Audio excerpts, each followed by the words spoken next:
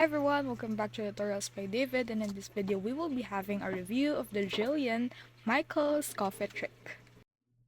So the Jillian Michaels coffee trick recipe has been making waves online with claims that it can help speed up your metabolism and support weight loss just by adding a simple mix of ingredients to your morning coffee.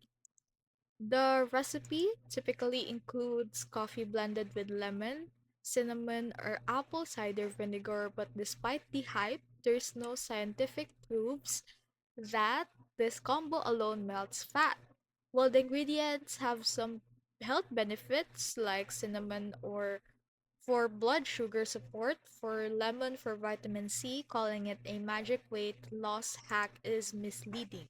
Real results still come from consistent exercise, balanced nutrition, and lifestyle changes, so which Jillian Michaels herself has always emphasized in her programs.